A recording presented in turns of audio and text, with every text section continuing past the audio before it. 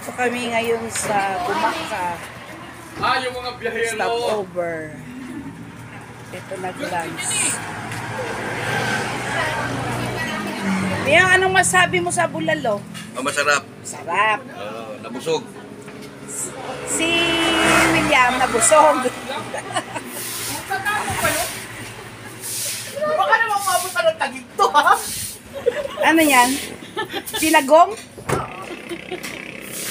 Ito dagat ng Bumaka. Sabi nila may sirena daw yan nung lumilitaw pag ilabangan namin yung sinasabi ng sarina. O, di ba? Ano pogi? Iba? Iba? Paras ng tinapay. Ha? Ay, yung binili natin. Ganun din? Tignan mo. Yun na. Pabago yan. Sumuka sa biyahe. Pagkabutol ka na. Ay, masarap yan. Kayo din yan, hindi kinain. Ba? Kesa dun oh. Mm. Magatas yan eh. Ay, ganon. Yan. Ito, tinapay lang. Oh, kain mo na. Sabi mo na.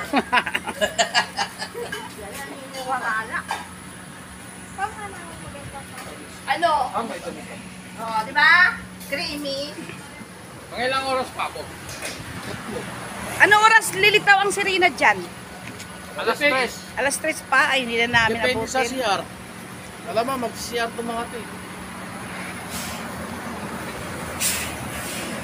Tatapos lang namin mag-lunch. Pahinga-hinga muna. Iba na nigrilyo. Iba pa tayo dahil busog sa bulalo ni ate. Thank you, te. Pagdaan natin, babili tayo nito. Yung special. Iba yung lasa. Meron dyan si Ate Glenda mo, kaya lang bawal kainin. Binili lang niya. Ay, dadalhin sa Taguig.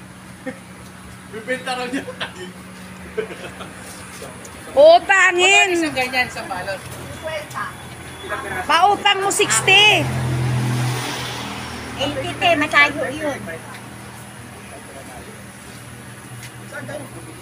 Ito yung dagat ng Bumaka. Di ba simbahan? Unang pag-nagplanan sa Yan. Ang haba niya. Nangkatimunan. Katimunan. highway. Ito yung mga dala namin sa sakyan. Para yung pula. Ano naghahan?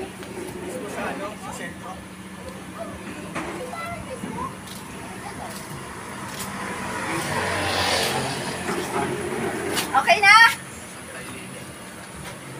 Tara na. Ito tayo lang. Gasolinahan, wala akong gasolina, Bob. Naway ihina sila ron. Ha?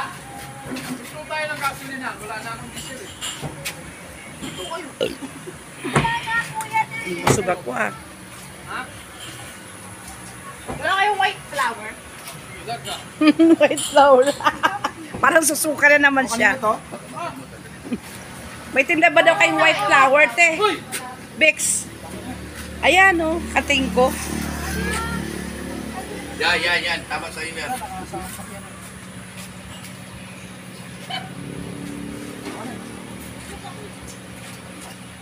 Let's go! Oh, babay na. Babay na. Gumaka, mga busog na eh. O, sige natin. O, ingat kayo. Oo.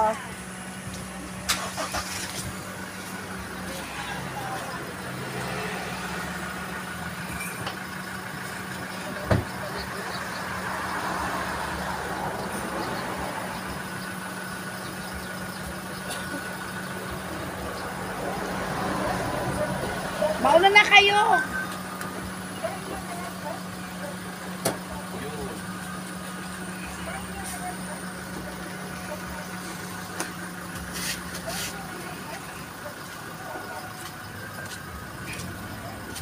Okay.